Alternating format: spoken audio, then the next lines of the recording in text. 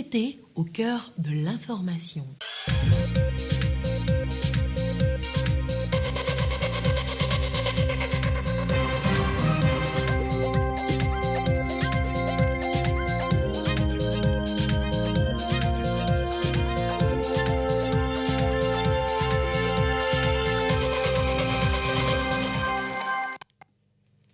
Heureuse de vous retrouver pour la grande édition du soir amenée à 19h pour cause de la CAN féminine.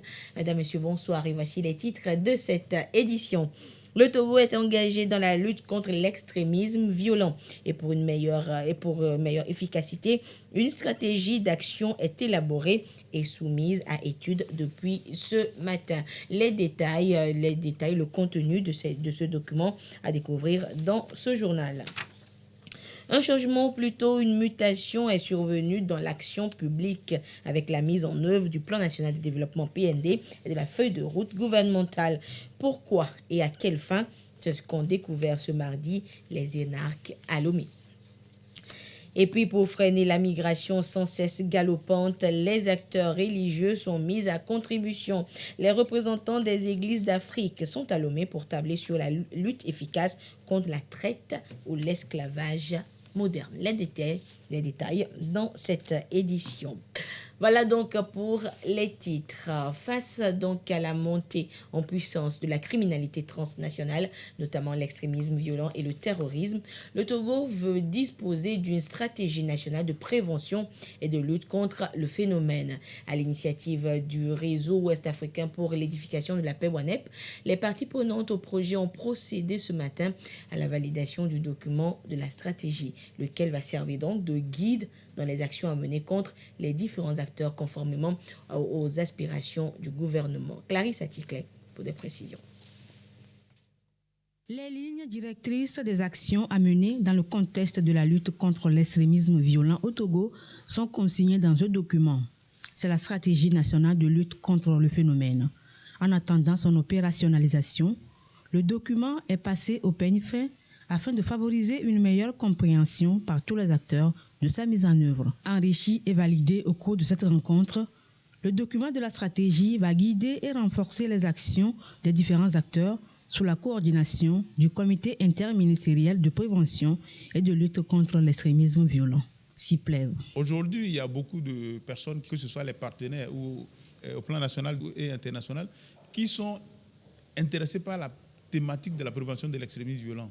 Il faut qu'il y ait un cadre logique bien défini qui permette à tout un chacun de dire voici ce que le gouvernement veut faire dans la prévention et la lutte contre l'extrémisme violent pour que chacun essaie de s'inscrire dans les priorités du gouvernement. La stratégie nationale de lutte contre l'extrémisme violent vient donc s'ajouter aux différentes actions du gouvernement pour contrer le phénomène.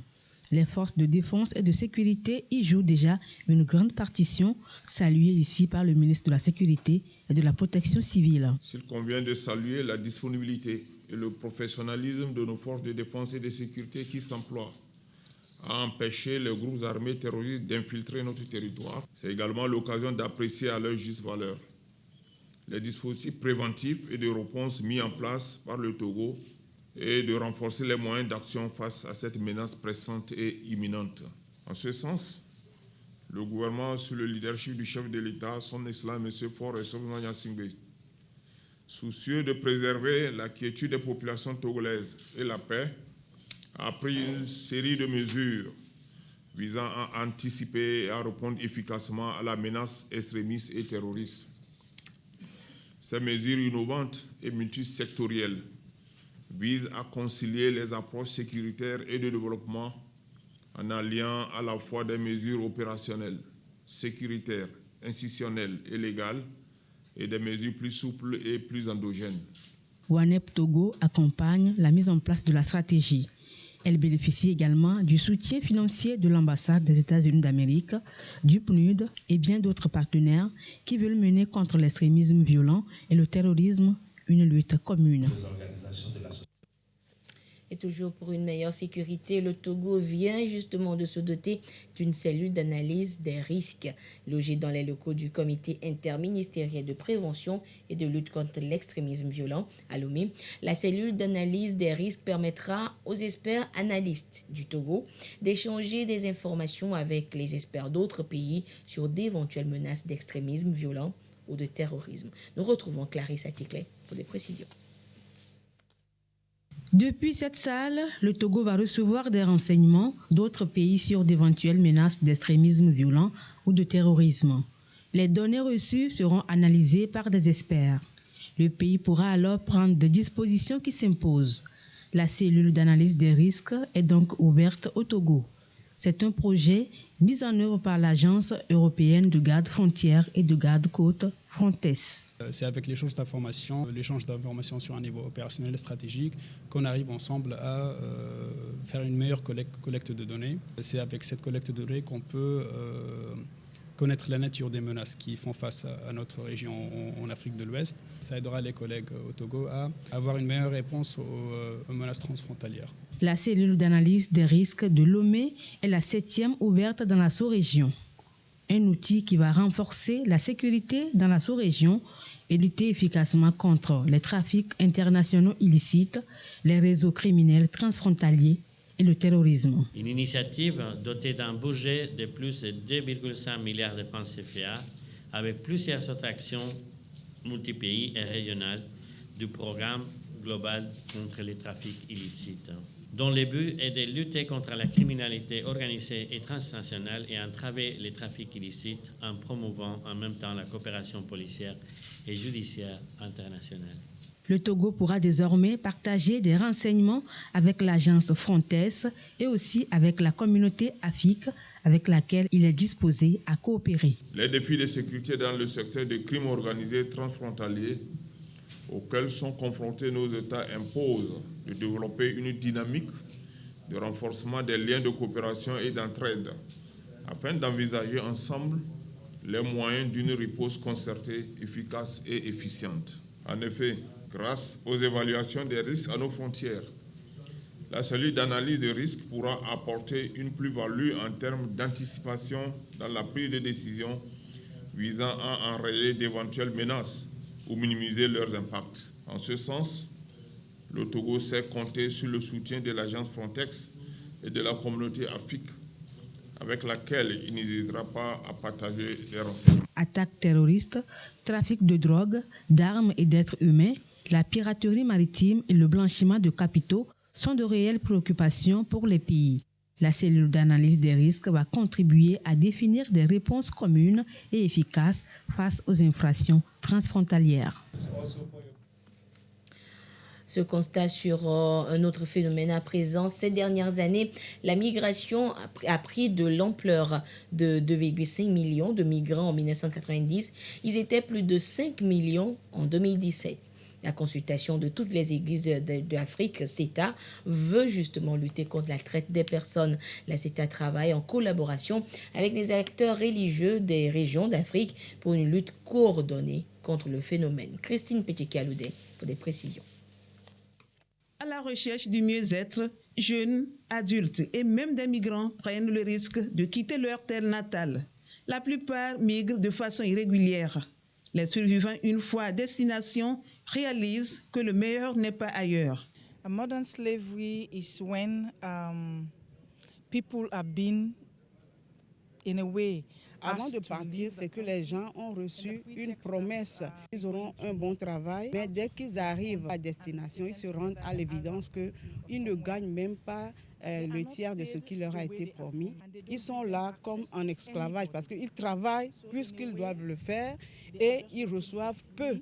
Over and above what they agreed and they are not paid at all. Le traitement inhumain des migrants, la traite des êtres humains et l'esclavage moderne, des actes qui portent atteinte à la dignité humaine. La conférence des églises de toute l'Afrique CETA renforce la synergie d'action avec la société civile et autres parties prenantes contre le phénomène. Nous allons sortir des réflexions pragmatiques envers l'Union africaine et d'autres organisations sous-régionales qui devraient travailler en synergie avec les chefs d'église pour qu'ensemble nous puissions trouver une solution à ce problème. L'Union africaine a un cadre de migration pour l'Afrique, mais qui n'a pas encore été ratifié. Il y a aussi le protocole de libre mouvement de la CEDEAO qui n'a également pas encore été ratifié. Donc nous poussons par le plaidoyer pour que les États membres puissent ratifier ces protocoles-là. La CETA est une fédération de plus de 140 millions de chrétiens à travers le continent, 204 membres dans 43 pays africains. Sa vision, accompagner l'Église en Afrique pour la vie, la paix et la dignité des personnes. Le changement dans l'action publique. Cette thématique était au cœur d'une conférence ce mardi à l'École nationale d'administration ENA. La conférence était animée pour le compte du programme d'immersion ciblé dans le plan national de développement PND et la feuille de route gouvernementale. Il est question d'aider les énarques et les autres acteurs à mieux cerner les enjeux du changement et les impacts attendus. Les précisions dans ce reportage de Ramdan Bassina. Pour l'épanouissement des citoyens, introduire des changements dans l'action publique s'avère encore nécessaire, ce qui requiert une prise en compte des principes et des règles, parmi lesquels le travail collectif, la participation collective et inclusive des différents acteurs. L'École nationale d'administration s'intéresse à la thématique. Les cadres d'administration ici en formation sont des acteurs potentiels de ce changement. Le thème qui porte sur le changement des politiques ce matin nous permet, en tant qu'élèves à l'ENA, de nous munir des outils et des stratégies nécessaires pour conduire les différents changements auxquels nous allons faire face. Le sujet a alimenté le débat à cette conférence. Animé par le professeur Augustin-Marie Gervais Louaga, ancien ministre de la fonction publique du Burkina Faso, elle s'inscrit dans le contexte des conférences organisées dans le cadre du programme d'immersion ciblée dans le programme national de développement et de la feuille de route gouvernementale. La mise en œuvre du changement peut dépendre d'une multitude d'acteurs et le changement ne peut être que co-construit par cette diversité d'acteurs coordonnés par les réformateurs. Ensuite, il est important que le changement qui va être introduit soit légitime.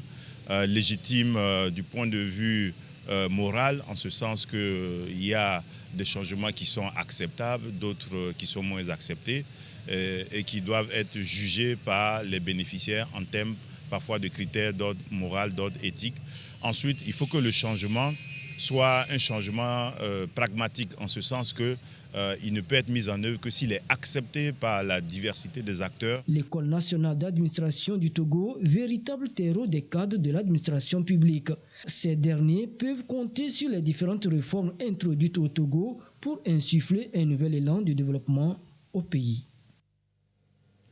Et pour une meilleure acquisition des biens et services publics, l'ARMP offre une formation de 5 jours aux personnes responsables des marchés publics à partir de ce mardi. La formation est exclusivement consacrée à l'introduction de la norme qualité dans les commandes publiques. De quoi s'agit-il concrètement?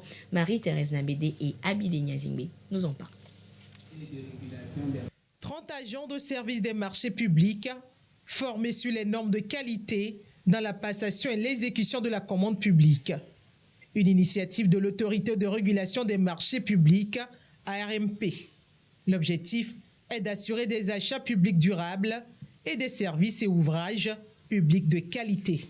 La commande publique est l'instrument utilisé par l'État et ses démembrements pour faire des acquisitions. Et de ce fait, la commande publique impose par son principe d'efficacité et d'économie que les biens, les ouvrages ou les services acquis soient de qualité pour permettre aux autorités contractantes de répondre efficacement à leurs besoins de fonctionnement et d'investissement. Plusieurs modules seront développés au cours de cette formation. On va essayer de doter en compétences les PRMP pour pouvoir identifier les normes applicables à ceux qui veulent commander. Ensuite, l'introduire systématiquement dans la commande publique, faire en sorte que pendant l'exécution des marchés, qu'on s'assure que ceux qui ont gagné ces marchés ont vraiment les normes et qu'ils les mettent en œuvre concrètement. On attend surtout des participants qui soient en mesure d'informer, après cette formation, l'ensemble des ministères sur les dispositions à prendre pour la conversion dans la nouvelle vision du chef de l'État qui consiste à acheter du matériel certifié, durable, pour le bon développement du pays. Cette formation des personnes responsables des marchés publics intervient dans un contexte particulier, marqué par l'adoption des nouveaux textes législatifs et réglementaires destinés à simplifier les procédures et à renforcer la gouvernance du secteur public. À ce jour du mardi 5 juillet 2022, la situation de la pandémie au nouveau coronavirus Covid-19 au Togo se présente comme suit. Le nombre de cas confirmés est de 37 514. 21 nouveaux cas enregistrés depuis hier. Le nombre de personnes guéries est de 37 072. 14 nouveaux guéris depuis hier. Le nombre de cas actifs s'élève à 167.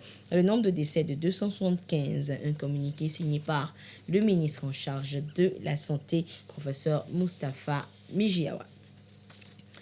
Hors du Togo, l'information est tombée depuis dimanche. Les dirigeants des États membres de la CEDEAO réunis à Accra ont décidé de lever une partie des sanctions qui pesaient sur le Mali. Une décision qui offre comme une bouffée d'air à l'économie du pays. Et les populations se disent optimistes en l'avenir. Alors que les dirigeants des États membres de la CEDEAO ont levé dimanche les sanctions contre le régime militaire malien, les habitants de Bamako, la capitale, réagissent avec enthousiasme à l'espoir d'un avenir meilleur. La suspension de toute transaction commerciale et financière entre les pays du bloc de l'Ouest et le Mali ayant affaibli l'économie du pays. C'est une grande joie pour nous tous, pour la société, parce que notre économie était très chutée. Je pense qu'avec l'ouverture de la frontière, ça va être un progrès pour tout le monde, pour les opérateurs économiques, pour tous les transporteurs. En janvier, la communauté économique des États d'Afrique de l'Ouest avait imposé un embargo commercial et financier au Mali après que son gouvernement militaire eut dévoilé un plan pour gouverner pendant 5 ans. Plus le transport augmente en prix, plus les produits augmentent en prix aussi. Si le coût de l'essence baisse, cela fera aussi baisser nos prix à nous, parce que tous les produits sont transportés. Et même aujourd'hui, avec cette levée, si le prix de l'essence ne baisse pas, ça ne va pas affecter le prix des produits. Cela va permettre la libre circulation des produits sans fraude, comme le plantain, la tchéké et bien d'autres, c'est indéniable. Les chefs de la communauté des États d'Afrique de l'Ouest ont également accepté le retour à un régime civil en mars 2024. Cette décision exige qu'aucun membre de la junte militaire ne soit candidat à la future élection présidentielle au Mali. Et au Soudan, les forces politiques du pays continuent toujours d'analyser l'allocution du chef de l'armée. Le général Abdel Fattah al-Burhan a annoncé laisser le champ libre aux forces civiles pour former un gouvernement. Et ceci au terme d'un processus de dialogue auquel l'armée ne participera pas. Un discours de quelques minutes seulement et une annonce.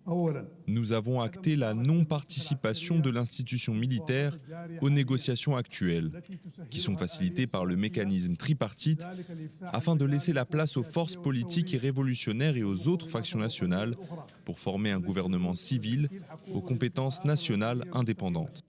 En clair, les militaires annoncent quitter le pouvoir et ne garder que les prérogatives de la défense et de la sécurité.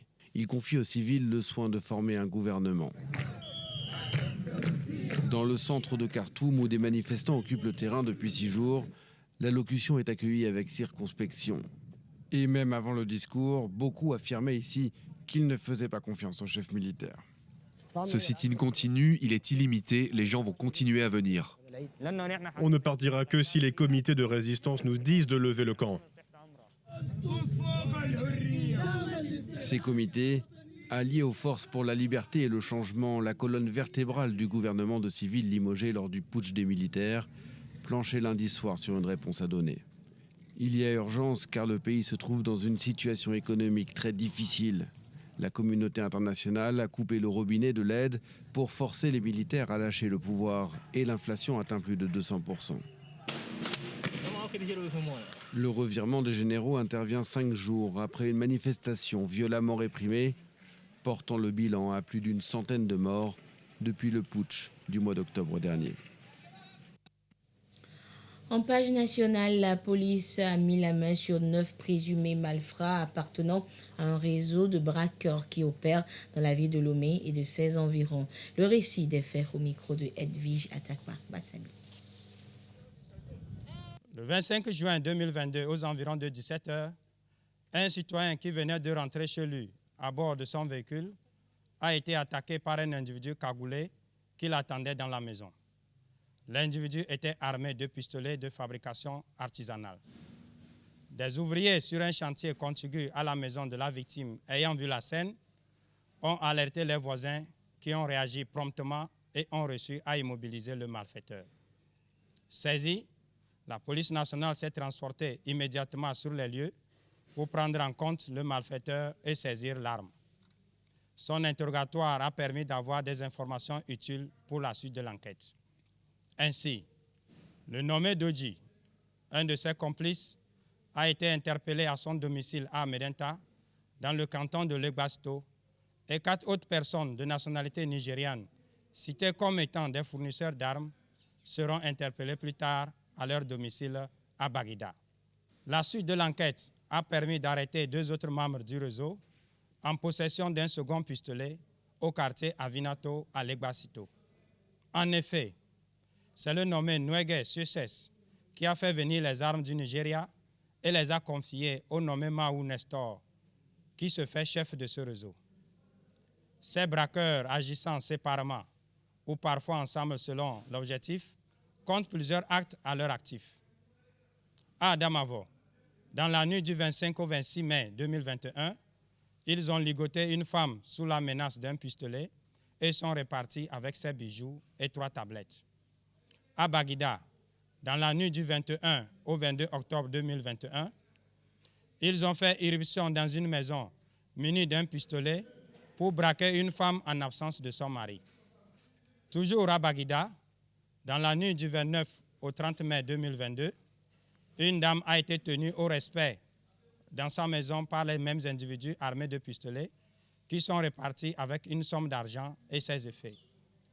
Il ressort également de l'enquête que les 5 Nigérians sont dans la cybercriminalité. Ils soutirent d'importantes sommes d'argent aux jeunes à qui ils font des promesses alléchantes. Les 9 individus interpellés seront conduits devant le procureur de la République pour répondre de leurs actes. Tout en travaillant pour démanteler d'autres réseaux criminels, la police nationale invite la population à redoubler de vigilance et à continuer à collaborer de manière étroite avec elle afin de garantir plus de sécurité aux paisibles citoyens. 100% de réussite au bac français dans les établissements scolaires Marie-F au Togo. Et c'est fort de cette bonne nouvelle qu'en cette fin d'année académique, une cérémonie de remise de prix aux meilleurs élèves a donc été organisée. Norbert Agbedano, Marie-Thérèse Nabédé et Elia Gbanyandao pour le compte rendu. Les écoles internationales Marie-F du Grand Lomé et d'Agoué au Nord, leurs bacheliers. Ils sont 31 au total. Ils ont reçu tous le bac français. Dans cette salle, sentiment de joie, de fierté et de reconnaissance s'entremêlent.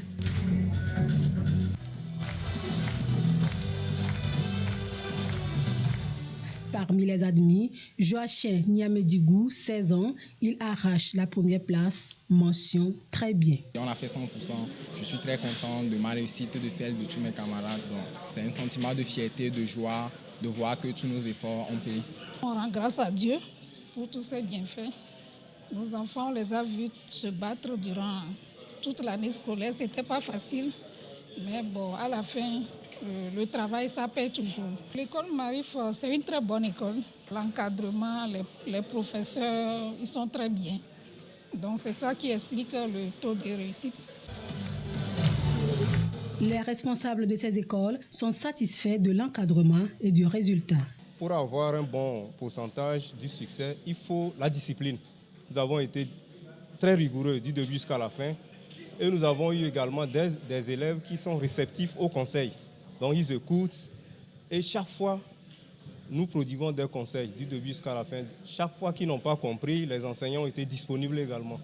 Nous allons maintenir le cap avec la même stratégie, la rigueur, la discipline dans le travail. Je félicite l'équipe pédagogique. Grâce à votre dévouement, votre éthique de travail et votre implication, cette école est celle qu'elle est. Je vous suis reconnaissante. Mes remerciements vont également aux parents qui nous ont fait confiance. Mes grandes félicitations vont à toutes les élèves de terminale qui ont réussi leur bac. Les écoles internationales Marif ont vu le jour au Togo le 17 juin 2016 grâce à la Fondation Marif de Turquie. Ces écoles dispensent les cours selon le programme international Marif conformément au programme français de la maternelle au lycée. Un programme conçu pour l'épanouissement des élèves par la mise en place notamment de clubs d'art. Togo Navette, la plateforme digitale de transport de Panou Group, se renouvelle. L'application, après 3 ans de travaux, revient avec de nouvelles offres et des services dont les avantages ont été dévoilés aux acteurs du secteur du transport ce mardi à Lomé. Les précisions avec Abidé Yazimbi. Une assurance prévoyance accident pour tous ses partenaires, une formation en auto-école sanctionnée par un permis de conduire, un package de motos et smartphones, une plateforme ouverte à plus d'acteurs, autant d'offres au menu de l'application Togo Navette. 3 ans de travaux pour un service fiable et de qualité à la population. Ici, les utilisateurs et les acteurs de transport prennent connaissance des avantages des différentes offres. Notre projet concernait uniquement des véhicules neufs qui étaient censés être les nôtres pour que nous puissions lancer l'application. Mais aujourd'hui, en réfléchissant à d'autres options plus innovantes, nous avons aujourd'hui ouvert notre application à tous les moyens donc, de transport routier dans le pays. Et au-delà de ça, nous avons surtout ajouté l'aspect assurantiel pour que, en cas d'accident, nous puissions prendre en charge la population togolaise et également pousser donc tous les professionnels du secteur routier, nous puissions les prendre en charge pour une formation, notamment les conducteurs de taxi-moto à qui nous allons remettre des motos, nous allons les former en les encourageant au fait à obtenir le permis de catégorie A. Et c'est ce qui fait l'originalité du projet. L'application Togo Navette devra redynamiser ce secteur en proie à des difficultés, notamment sécuritaires. Nous sommes partenaires depuis bientôt quelques mois par rapport à la mise en marché des produits assurantiels très innovants que nous leur proposons. Et il s'agit de 3 types de produits. Un produit prévoyance accident, un produit prévoyance santé et un produit micro-pension. C'est des produits qui aideront les pilotes et les clients à se faire couvrir contre les risques d'accident et contre les risques de décès, les aider pour les prémunir contre les problèmes de santé. Alors nous avons également développé un produit que nous appelons la micro-pension qui permettront aux pilotes et puis aux clients qui le voudront de se faire garantir une retraite paisible. Les conducteurs et les transporteurs vont pouvoir avoir un accompagnement sérieux à travers la digitalisation de leur activité. Prochaine étape, une caravane à travers les artères de la ville pour se faire redécouvrir par la population. Pour l'heure, l'invitation est lancée. La plateforme attend de nouveaux partenaires.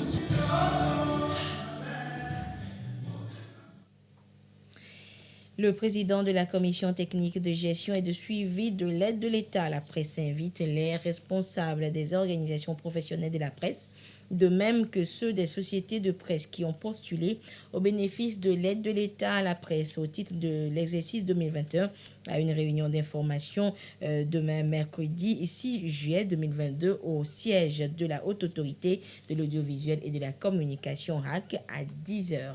Les échanges porteront sur les dispositions de répartition de l'aide de l'État aux bénéficiaires pour la gestion 2021.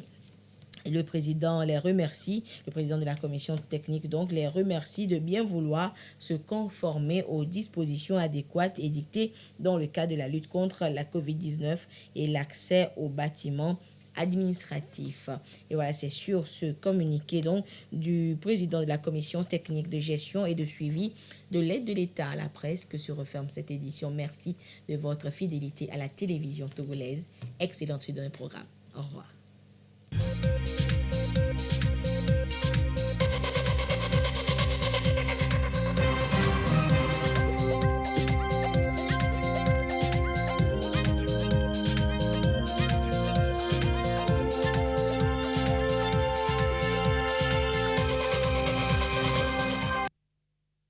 Coris Banque Internationale Togo lance sa monnaie électronique, Coris Money.